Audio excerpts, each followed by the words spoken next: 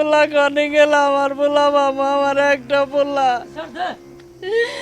আপনারা যেমনে পারেন আমার পোলার নাকি আমার কথা কয়ে দেন।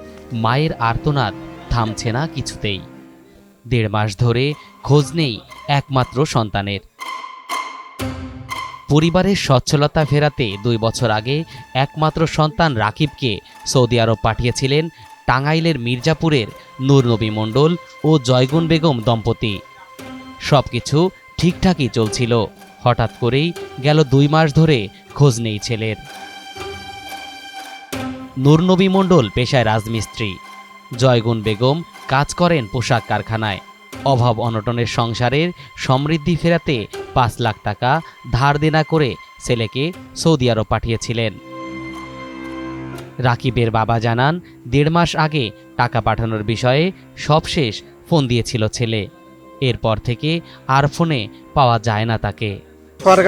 সরকারের কাছে বলছি, সকল প্রবাসী ভাইয়ের উদ্দেশ্যে বলছি, আপনার মিডিয়া আপনাকে উদ্দেশ্য বলছি, যেভাবে পারি আমার বুকের মালিক আমার বুকে ফিরে দেবেন, তাছাড়া আমার বাঁচার কোনো পথ নাই।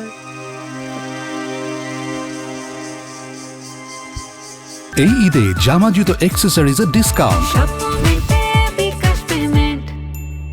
পরিবারের তথ্য অনুযায়ী সৌদি আরবের নেজমা অ্যান্ড কন্ট্রাক্টিং কোম্পানি লিমিটেড নামে একটি প্রতিষ্ঠানের কনস্ট্রাকশন ওয়ার্কার হিসেবে কর্মরত ছিলেন রাকিব।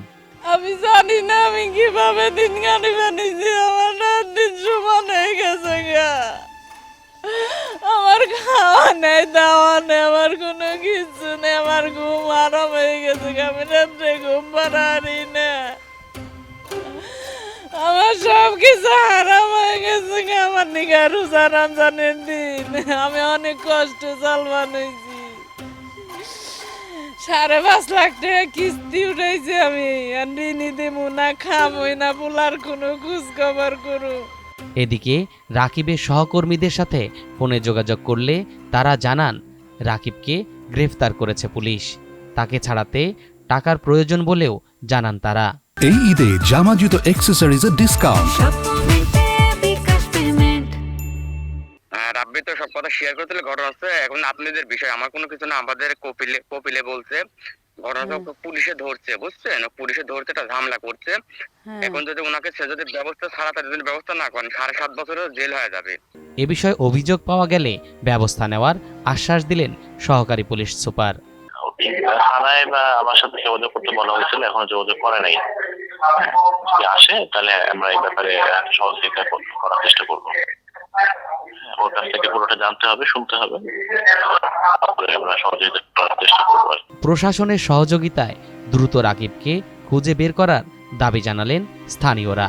তো সৌদি আরব জেলে যদি ঢুকে থাকে, অবশ্যই আমাদের বাংলাদেশের দূতাবাস যারা আছেন ওনারা চেষ্টা করলে ওই নিউজটা বের করা খুব একটা সময়ের ব্যাপার না। প্রবাসী ভাইদের কাছে আশা করব যে এরকম একটা ফ্যামিলিকে সহায়তা করতে এগিয়ে আসুন এবং যারা ভিডিওটা দেখবেন ছেলেটাকে পরিবারে ফিরিয়ে দিতে সহযোগিতা করবেন।